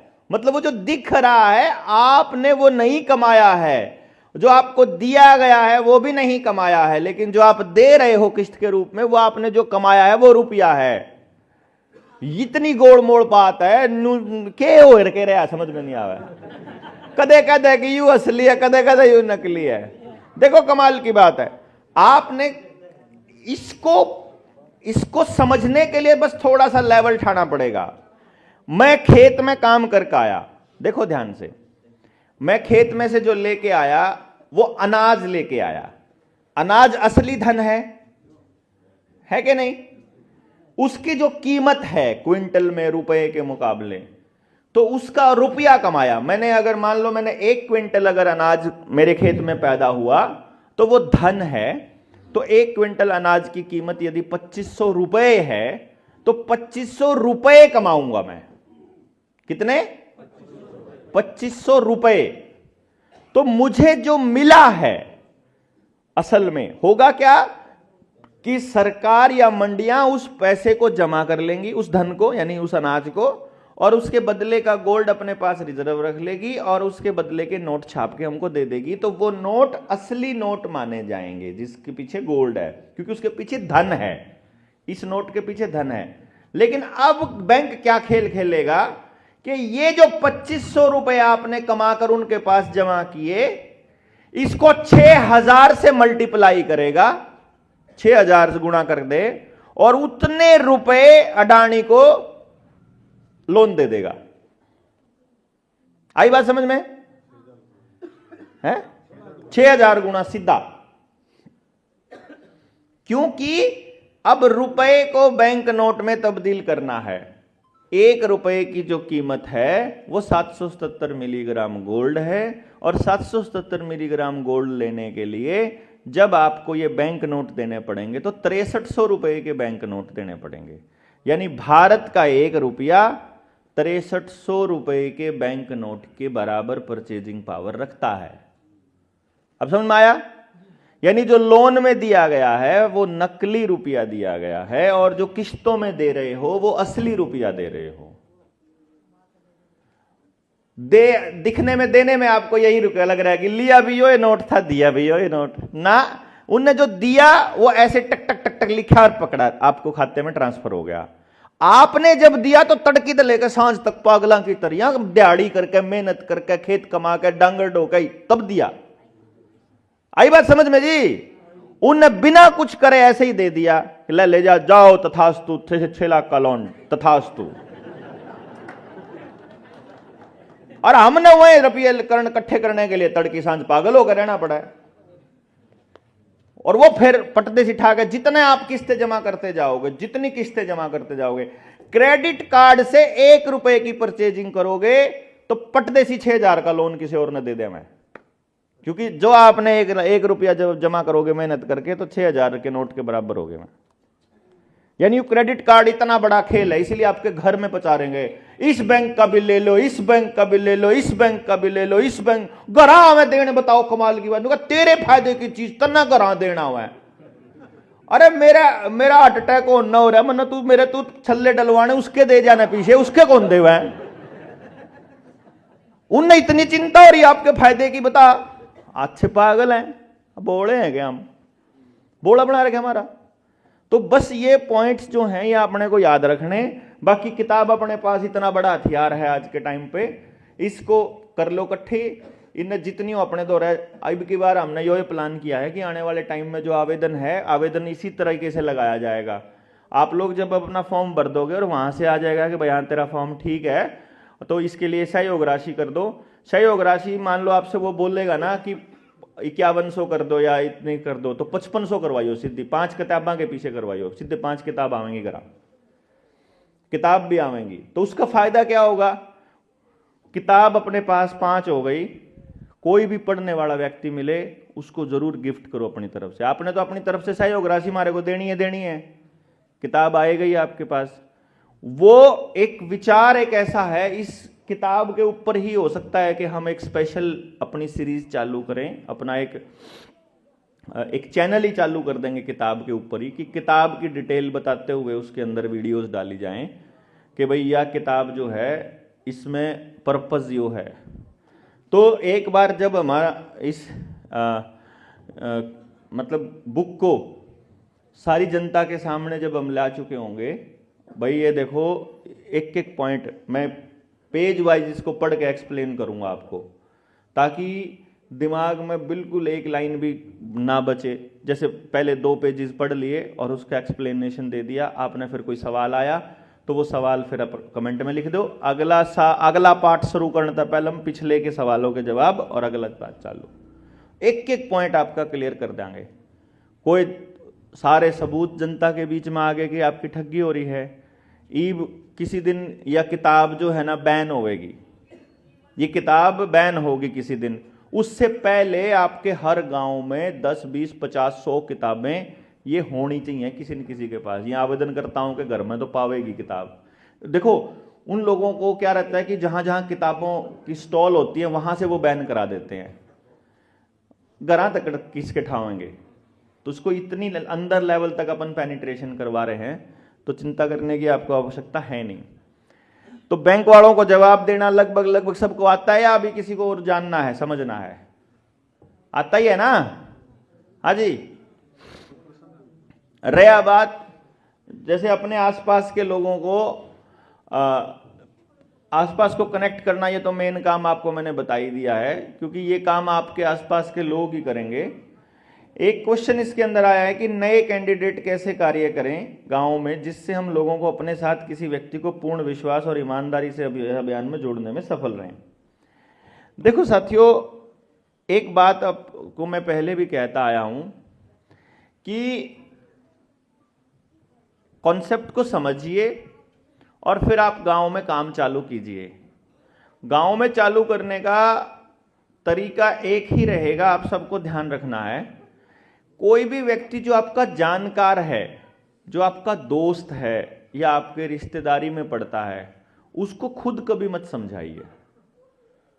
खुद समझा दिया तो समझो नहीं समझेगा, बिल्कुल भी नहीं समझेगा। तो खुद से समझाने का रिस्क नहीं लेना है। आपने क्या कहना है, या तो कोई छोटी सी कोई बिंदु, कोई पॉइंट, कोई वीडियो हो, वो उसके कानों में डालने की कोशिश करो। यदि वो थोड़ा जिज्ञासा उसकी ठीक लगे तो उसको बोल दो। जैसे मान लो मेरी वीडियो भेज दी आपने, तो मेरी वीडियो भेज दी तो एक तो ये है कि भाई यार ये बंदा तो ठीक तो कह रहा है, वो कह रहे इसकी मीटिंग बुलावांगे, अब इसकी मीटिंग देख लो बुलाने की। तो मीटिंग भाई इसकी तो को नहीं बुला सकते, पर जो इसकी टीम के साथी हैं या इसके और साथी हैं जो इसकी टीम में हैं, इससे भी ज़्यादा जाना है। भाई आप लोग सारे न्यू ही कहते करो ना, अरे बुला रहे ब्लूरे ने कहीं का नहीं पता, और रविंदर सिखाया करा उसने, तो उन्हें बुला लो। और तो उन्हें थोड़ा भाषण बढ़िया आवे देना, रविंद्र थोड़ा स्लो बोलिया करता, असली बात का तो बेरा रविंद्र ने था, वो तो मोर्चा मार के बुला रहा वो आगे निकल गया उससे। फिर कहेंगे हाँ आया तो यू है, तो ऐसा यू मौका परस तो है यो करते है यू। तो कोई दिक्कत है नहीं कहने में अपन है। हम अपने साथियों को जब भी हम अपने साथियों को बुलाएं तो ये कह करके बुलाए, बड़ा ज्ञानी मानस है, एक बार सुनो तो सही। अच्छा भाई मान लो किसी ने आपके गांव में कोई दूसरे गांव से आ रहा हो बंदा है, चल का आया हो, बस में बैठ के आया हो, ट्रेन में आया हो या गाड़ी में आया हो, तो गांव वाले इतना लिहाज तो कर ले हैं कि चाहे बात समझ में ना भी आ रही हो, घंटा 1.5 घंटा चुपचाप बैठे रहे उसके आगे, सुन ले हैं। मतलब मैं आपको बता दूं, अपनी बात में इतना माल है, ऐसा हो ही नहीं सकता कुछ भी समझ में ना आवे, कुछ ना कुछ रह ही जाएगा अंदर। यही आपका असली काम है। बस सारी बात तो हम आज तक अपने ही साथियों को नहीं समझा पाए, मैं भी नहीं समझा पाया अपने ही साथियों को, साथ रहने वालों को, ये सारी बात तो जो मन ने पता है। तो आप कैसे समझा दोगे किसी गांव वाले को? तो क्या है कि उस गांव में किसी दूसरे साथी को बुलाओ, अपने स्टेट में कहीं और दूसरे से बुला लो। अब तो हमारे पास कई ट्रेनर तैयार हो रहे हैं, और रोहतक में 5 तारीख को अपनी फिजिकल मीटिंग है, उसमें तो इन ट्रेनर की लिस्ट तैयार कर देंगे बड़ी। ले भाई ये फोन नंबर जो सेगा टाइम खाली हो उसने बुला लो, क्यों जी। और आज के टाइम पे जनता सरकार मोर्चा का नाम लेओगे तो भाई 50-100 लोग तो न्यू इकट्ठे हो जाए कि नहीं हो जाए भाई। और नहीं तो नुका जा रहा मैं वैक्सीन वाले आवे और कहते बैंक वाले आवे। और शुरू में रविंद्र ने बैंक का ताला तोड़ा मांडी गांव में, पहला ताला रविंद्र ने तोड़ा था। और वो ताला तोड़ कर वो 1-2 फिर और साथी हैं उनने भी ताले तोड़न में बुलाने लग गए। तो ओड़ा यू एक दिन जा रहा था कड़ी गांव में, बैठा था, बोले ये कौन है, अकिया हुआ है ताले तोड़ने वाले।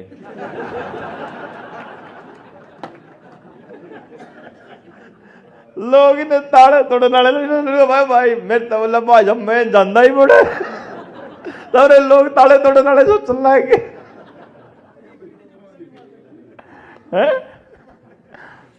तो अपना जो समझ का लेवल है वो कई बार इस लेवल पे भी चला जाता है कि सामने वाला आदमी आपको उस छोटी सी एक्टिविटी से ही जानने लग जाता है और सोचता जनो यो ये काम कर रहे हो। मन ने शुरू में कहा कर दे ये कौन है, यू वैक्सीन वाला हो छोरा जो तो मैं बेचा करूं। लेकिन ठीक है, जैसे भी अगला का बात याद रहा जाए फिर अगली बात में भी जुड़ जाए तो बात तो जुड़े है, कनेक्ट तो हुए है।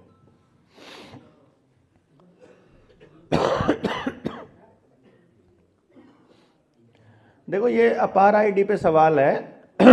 अपार आईडी कैंसिल करवानी थी तो स्कूल वाले बोले, स्कूल के जो हेडमास्टर प्रिंसिपल जो से हमें कहा भाई कुछ नहीं हो सकता, थारा जो कुछ जी करे वो कर लो। आप सोचो अगर एक गांव में 50-100 लोग हों, अपने जनता सरकार मोर्चा के 10-20 लोगों की टीम हो और स्कूल का मास्टर इतनी बकवास कर दे और मैं 20-30 मानस जाके बस दरवाजे पे खड़ा हो जाए, क्या कहता तो रहा है फिर भी क्या देगा, इतना ही कहना बस तो क्या था रहा है। मास्टर की सब तबुंडी बेचती हो ना तो कह दो और मास्टर कह दो जी ना लाओ ले बैश, ऐसा हो जाए जनो टेलर मास्टर हो गया चाहे फिर बैंड मास्टर हो गया है नहीं। इन मास्टरों की जात गिरनी पड़ेगी जिब बनेगी बात। इनको जब तक गुरुजी करके सिर पर चढ़ावे नहीं, यह अपने आप ने ज्ञानी मानने लग गए और यह अपने आप ने चौधरी मानने लग गए, हमारे बच्चों के मालिक बनने की कोशिश कर रहे हैं। इनको इनकी औकात बताने का टाइम है ही। जो भी मास्टर बच्चों के लिए काम नहीं कर रहा और उस प्रशासन का अंधा होकर के भगत बन करके उसके पीछे लग के काम कर रहा है, ऐसे मास्टरों को तो जलील करना चालू करना पड़ेगा। अख्तों बड़का कहन की सोचा करे डिपार्टमेंट कहन की भाई पूछ तो लो है, क्योंकि डिपार्टमेंट की बात को जो आंख बंद करके फॉलो करता है आपके समाज का उससे बड़ा सत्यानाशी कोई नहीं हो सकता। पहली बात वो आपके बच्चों को अपने जैसा ही गुलाम बनने के लिए तैयार करने लग रहा है, पहली सबसे बड़ी तो बात यह। दूसरी बात, जो आदमी आपके बच्चों को आपने तो अंधा भरोसा करके परमात्मा के बराबर उन दोहों को फॉलो करके कि गुरु गोविंद दो खड़े टाइप से आपने तो सोचा कि परमात्मा के बराबर का ज्ञानी मानस है, हमने तो अपना बच्चा सब कुछ सीखने के लिए उसके पास भेज दिया और वो आदमी आपके बच्चों को गलत रास्ते पर चलने का ज्ञान दे रहा है, तो क्या सा टीचर है फिर वो? इसको समझो आप। ऐसे ऐसे लोग गुरु नहीं हो सकते जो लोग इस तरह के हैं। और आपको संगठित और एजुकेट करने का जो फंडा है वो यही है कि भाई बात को समझ लो और किसी को भी परमात्मा मानने से पहले यह तय करो कि वो भाई इंसान है, किसी को भी उसके बराबर रखने का कोई लॉजिक नहीं है। जब तक आपके अंदर गलती होने के चांस हैं, आप इंसान हो और इंसान गलत अगर करे तो उसको उसके साथ वालों को बताना जरूरी है। कई बार हमारे साथ ऐसा होता है, अपनी टीम के साथी हमको बोलते हैं, जब तक उनको गलत ना लगता हो तब तक मैं उनको बात भी नहीं करता उनसे, मतलब आगे भी नहीं बताता। मैं कहता हूं अभी रुक जाओ, ये बहुत आगे की पॉइंट है, जो सवाल जो हैं अगर जिसको लगता है कि ये इसको सही समझ में आ जाएगा क्योंकि उसको पिछले सारे पॉइंट क्लियर है, उसको मैं बताता हूं कि इतना बड़ा थॉट प्रोसेस है। जब वो इतना बड़ा थोट के फिर जब मैंने कई साथियों को अपने को बता दिया, अपना विजन सारा बता दिया कि मैं न्यू करना चाहूं हूं, 2 तो आए नहीं। उसके बाद मैंने पूछा उस समय के बात ही कहता नहीं आंदे, बोला इतना बड़ा सौदा थोड़ा होया करे मेरे यार, तो इतना बड़ा सांग लेके बेटा सारी जिंदगी मरवा होगा तो तू क्या सोच रहा था 2 साल में कर देगा व्यवस्था परिवर्तन? मतलब वो डर गया अगर इतनी बड़ी चीज नहीं हो पाएगी। तो फिर वो स्टेप वाइज बता जाए कि स्टेप में बता दें, पहले यू कर लो, पहले यू कर लो, जो होता दिख है। तो अब जो होता दिखाई दे रहा है वो ये दिखाई दे रहा है हमको कि हम 200 लोगों की टीम निकालने की योजना बना रहे हैं। मिनिमम 200 निकल जाओ, 100 निकलो, 150 निकलो, जितने भी निकलो, एक टीम निकल जाओ जो हर गांव में जागृति का काम करना चालू करे। और कम से कम हरियाणा के तो प्रत्येक गांव के अंदर हमारे अब अपना टारगेट ये है कि हर घर में हमारा विजन डॉक्यूमेंट वाला पर्चा पैम्फलेट वो पहुंच जाए। जब वो गांव में जाएं, हर घर को ये पता लग जाए कि हम एक ऐसे स्कूल की स्थापना करने जा रहे हैं, हम एक ऐसा विजन डॉक्यूमेंट है, हमारा जल जंगल जमीन जानवर शिक्षा स्वास्थ्य न्याय राजनीति खेती माटी बेटी रोटी जो सी चीजें हैं सारी ऐड करके उसमें नल्ले भैयो है हमारा सुद्धा। और ये हम थारे गांव में आवांगे और थारे गांव में आके हम इस बात के ऊपर चर्चा करांगे और इस चर्चा के अंदर तुम लोगों को शामिल होना है। जिसने लग गया कि इस आंदोलन में साथ आना है वो साथ आ जाओ, जिसने नहीं आना कोई बात को नहीं, अपनी बात सुनी और बात खत्म, अपना मिशन चला गया। और उसके बाद अपने फार्म भर दो, अपने एडमिशन जिसने अपने बड़का का एडमिशन करवाना है वहीं सब हो सके आराम से। यो काम कोई मुश्किल काम नहीं है। तो पहले इतना स्टेप कर लिया। हर गांव से जब अगर हमारे पास जुड़ने वाले लोग आ गए तो फिर मुश्किल सौदा नहीं है फिर कुछ भी। फिर तो हमने एक के तो बात करनी है। आज अपार आईडी आई है, यहां से वीडियो जाएगी हर गांव के आदमी के पास, जितने गांव में बैठे, गांव में 2 ही मानस बतेरे बस अपने, अब उन्होंने कह देंगे अपार आईडी आई है, मास्टर तो जाके वैसे लेन्यू पूछना, बस खत्म। क्यों जी? कोई नया इंजेक्शन आओगा, कोई नया फरमान आओगा, कुछ भी आओगा, इधर से हम एक वीडियो जारी कर देंगे, हर गांव के अंदर मैसेज चला गया, गांव के आदमी ने उस पर अधिकारी पे पूछ लिया, अधिकारी पे पूछते कि शायद अधिकारी बात जाए। देखे होंगे आप लोगों ने, कभी सामना हुआ है किसी एसडीएम से, तहसीलदार तय किसी तय होया है भाई? देखिए है बात जनी कि नहीं, सोदा को नहीं, कुछ है को नहीं, कुछ नहीं बेरा उनने। और मोर्चे का मानस आ गए पसंद इन पढ़ावे कौन है? सच में न्यू पढ़ावे, इन पढ़ावे कौन है? तम वकील हो के तुम कर्तव्य पढ़ा करो, कौन सी पढ़ाई पढ़ा करो, कोई किताब भी नहीं मारी तो सॉरी। अब देख किसे हो रहे मानस तैयार, हमने कहा हाँ नको भाई ईब तो बचा दिए। मतलब देखो कमाल की बात, जो आदमी आपको बेघर करने आया है, जो आदमी आपको घर से निकाल करके उस पर ताला लगाने के लिए आया है, वो ये कह रहा है उस आदमी की शिक्षा जिसने वापस उसका घर बच गया उसकी शिक्षा मरवावेगी। मतलब जिस शिक्षा ने घर बचाया हुआ तो मरवावेगी, और तू न करना ताला लाना था वो बचाओगा केल।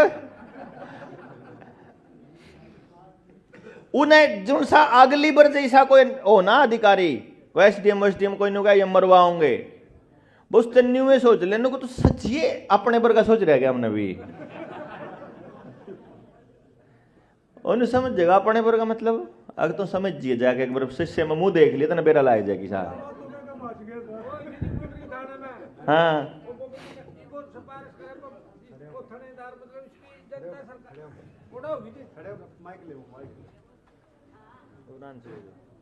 हेलो, अपने के था जी पुंडरी थाने में पुंडरी हेड थे और वार्ड नंबर 11 में आ रहा होगा बबली आ रहा के आ रहा बैठा है, अरे खड़े हो तो उसका मकान 2 साल तहसील था जी। हम उसका घर आता सामान लेके जो रिश्ता वाले ले जा रहा छोरी वाले ट्रैली में कह लिखा, और अगले ने जिसकी मोल ले रखा था तिरंग भी कर रखा था उस मकान में। हमने के देखा, उसकी देखा तो उसका नाम थे अंतकाल रजिस्ट्री, अंतकाल उसे का नाम था। हमने जाकर उसका सारा काम जचाय दिया, कर दिया, महले भर रहो। वो च कुत्ता लो जो मारा तेन कह दे बोले तो गलत हो गया, वो कह दे मैं गलत बोले ओडे ठीक थे काम में मैं भी अच्छा पंगा लिया भाई भी के बात हो गया बोला तो पुलिस वाले आए थे। अगला दिन मामूदी थाने में ले गए, रविंदर जी भी आ रहे थे भाई साहब, तो थाने में ले गए। उनसे कहा मैं बता हम ठेका ले रहे हो भाषण शिफ्ट करने का? बोला जी मैं हमने कुछ नहीं कहा। बात लंबी चल गई तो नू चल गई। मैं कहा भाई बड़े आदमी हो ले रहे हो, बैंक बड़ा आदमी के भी पीछे ले रहा होगा। बोला जी मैं पीछे तो कौन ले रहे, मैं हमने चोर को करो हम ले रहे हैं। बोला ले रहे हो तारा तो किमें होगा, हम तो जानते भी नहीं किस जाति तह के धर्म है। नू बोला नू कुकर है। एक जना बोला जी तो छापड़ा तह खटकड़ है, प्रधान है, और ये तो रोड है, जाति के रोड है, गुज्जर है, जो भी है। बोला अच्छा। बोला फिर मैं भी खटकड़ हूँ, कर सिंधु का था। बोला ठीक है प्रधान जी फिर तो कोई बात नहीं, मैं तो हमारी बेइज्जती ना करे प्रधान कह के। तो मतलब उस आदमी ने सारी बात मान ली। आज रविंद्र युवा है नहीं और आगे भी फैसले करा हुआ है। ओडा का जो एमएलए है गोलन प्राइवेट, उसका साथी ने मकान ले रखा है। तो हम गोलन दो रवि के महा राम राम जी राम राम, किसी के ब्याह में था वो बुला लिया। बोला जी कुकर आए, महा जी माम न्यू आए हैं, तेरे एरिए में एक आदमी इतना तंग हो रहा है। बोला मेरी कौन एसपी भी मानदा और ओण देर जीती ले रखा हुए भी मेरे तो पूछ के ले रहे हैं। मामा ना तो तेरी सिफारिश कराते ना माम एसपी लड़ते, माम तो तने नू बताना आए थे भाई तो समाज की सेवा का नाम लेकर काम कर रहे हैं। बोले हाँ। तो महा तो समाज की सेवा करदा को नहीं, ठीक है युवा इसके मकान में रहोगा, और आज तक भी वो भाई उसके मकान में रहा है। और उस एमएलए ने उस मकान में मीटर लुआ दिया जी, को तरीका होगा मैंने तो ज्ञान नहीं, वो पुराना मीटर पैड के लेके नया लुआ दिया। JESDO तो बताया कि वो भाई आज भी उस मकान में रहे और उस थाने में जाकर लोगों के फैसले करा हुए है। बबली आ गया, देखो वो आ गया जी।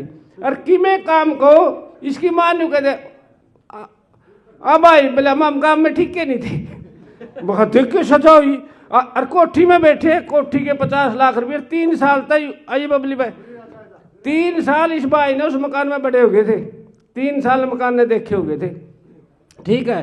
और यू भाई आज सब तक पाछा आया है, यह भी बात सोचनी चाहिए जी। नहीं सह परिवार आना चाहिए जी, सब तक पाछा आया और आज आया है तीसरे दिन है। बटे जो टिकाई थे देख ले कड़े है कोई ठीक है अपना। हाँ तो आप कैसा फील कर रहे हैं? मजा आ रहा जी, बहुत सही बहुत बढ़िया मजा आ रहा जी। ये पुलिस वाले के को सारी बता, ठीक है पुलिस वाला के लाग गई मना लाग दियो अंदर जी, बंद हो गया करिए ऊपर न कर ले। हेलो पुलिस वाले के को है, पुलिस वाले कुछ कहते नहीं, बोले भाई तो बग जाता है अपना मकान मुकुम तो ही रख।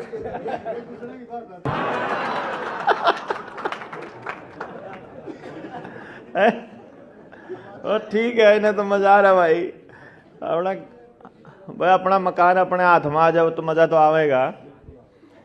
लेकिन विधायका के फोन आवे मामले सुलझाने के जिवे तो दौड़े पर अच्छा हाँ पोजेशन से पहले सच्ची चुनाव से पहले रविंदर तो भी आया करता।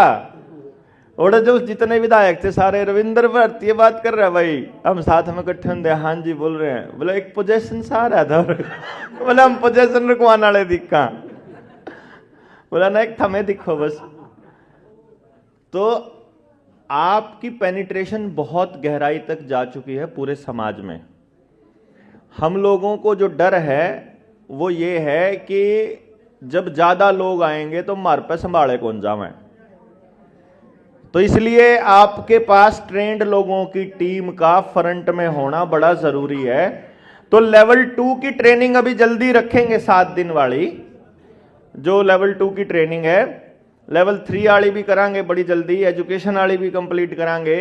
और इसी दौरान साथ में अपना जो 5 तारीख को ये रोहतक वाली है, अपने साथियों को संदेश पहुंचा दियो। जितने भी मोर्चे के साथ साथी जुड़े हुए हैं जो 1 दिन 2 दिन के लिए निकल सके हैं उसमें रोहतक वाली में जरूर आ जाएं। रोहतक वाली ट्रेनिंग से फिर अपनी टीम बना करके आगे निकालेंगे कि भाई ये काम अपा इसको आगे कैसे बढ़ाना है। बाकी एक सवाल है कि एक सवाल और आया था कि बच्चे का जन्म अपने घर पे हो, इसकी कैसे व्यवस्था करें। इसके ऊपर जो दाई आपके गांव में हो, अगर नहीं है तो पड़ोस के गांव में मिलेगी, नहीं होगा तो और पड़ोस के गांव में मिलेगी। आप लोग अपने लेवल पे थोड़ा ट्राई कीजिए कि अपनी बेटियों को, अपनी पत्नियों को मतलब उनको प्रोत्साहित कीजिए कि वो सीखें नॉर्मल डिलीवरी, उससे जा करके अगर वो काम आप कर सकते हैं तो बहुत बढ़िया है। अदरवाइज फिर यहाँ भवानीगढ़ के अंदर डॉक्टर पूनम हैं जो स्पेशल नॉर्मल डिलीवरी पे ही काम करती हैं, और टीम में जो भी होगा जिसको भी ज़रूरत पड़ेगी आप नंबर ले लेना, ग्रुप में आप लोगों के पास नंबर चला जाएगा, वो आ जाएंगी। इवन वो सिखाने के लिए भी तैयार रहती हैं, पर जितना बड़ी चीज़ें हैं इनको सीखने में टाइम भी लगता है, खूब सारा तजुर्बे की भी आवश्यकता रहती है। पहले ये व्यवस्था हर गांव के अंदर ऑटोमेटिक हुआ करती थी। आने वाले टाइम में भी हम लोग कोशिश यही करेंगे कि इस ज्ञान को, इस समझ को हर लोगों तक पहुंचाया जाए, ज़्यादा से ज़्यादा लोगों तक, क्योंकि सारा पंगा जो है वो समझ का ही है, सारा रोड़ा ही समझ का है। तो इसलिए आप सब साथी जो हैं इस बात को ध्यान रखिए कि समझ ही है जो कुछ है। बाकी वर्मा जी वाली वो जो वीडियो है जो हमारी 7 दिन की ट्रेनिंग में थी, 3-4 घंटे वाली, वो किस किस ने सुनी है अच्छे से? जो लोन वाले मसले पे साथी जितने भी हैं ना, वो जरूर उसको सुन लो, मैं ग्रुप में डलवा दूंगा। उसको सुन करके उसमें काफ़ी सारे सवालों के जवाब डिटेल में दिए हुए हैं, और कोई भी सवाल ऐसा नहीं है उसके अंदर जो आपका पेंडिंग रह जाएगा। सब सवालों के जवाब ऑलमोस्ट मैं दे चुका हूं। एक काम आपको जो बड़ा करना है, 3 तारीख की रात को, रात भर लाइव चल सकते हो साथ में मेरे यूट्यूब चैनल पे, नीडर इंडिया पे। कौन कौन चल लगा? पिछली वाले में कौन कौन थे? कोई बात नहीं, हाथ नीचे करो। फिर इनकी बार 3 तारीख को रात 8:30 बजे हम चालू करेंगे। प्लान है कि 1000 लोग लाइव चले वहां हमारे साथ में। मान लो यूट्यूब चैनल के ऊपर 1000-2000 लोग रेगुलर चलने स्टार्ट हो जाएंगे ना जब, तो फिर ये समझ लेना कि फिर बात दूर, क्योंकि जैसे ही आप 1000 लोग जुड़ोगे ना, ऑटोमेटिकली फिर बहुत से लोगों तक संदेश जावे कि इतने लोग लाइव देख रहे हैं, इतने लोग लाइव देख रहे हैं, तो वो रिकमेंडेशन जाती है। तो फिर ये वाले जो मैसेज जो जनता सरकार मोर्चा वाले और न्यू वर्ल्ड ऑर्डर के हैं, वो सारी वीडियोस भी फिर सर्कुलेट होती हैं। उससे समाज में जागरण चेतना बढ़ रही है। मतलब हम देख रहे हैं, आप अब गांव में जाते हो तो मुझे लगता है कोई एक गांव ऐसा बच रहा होगा जहां जेएसएम के बारे में, जनता सरकार मोर्चा के बारे में लोग नहीं जानते। क्यों जी? मतलब लगभग जान रहे हैं, और आने वाले टाइम में और भी जानेंगे। तो जो साथी हैं वो अपना सहयोग जरूर यहाँ अपनी इस कार्यक्रम के लिए लीलाराम जी को लिखवा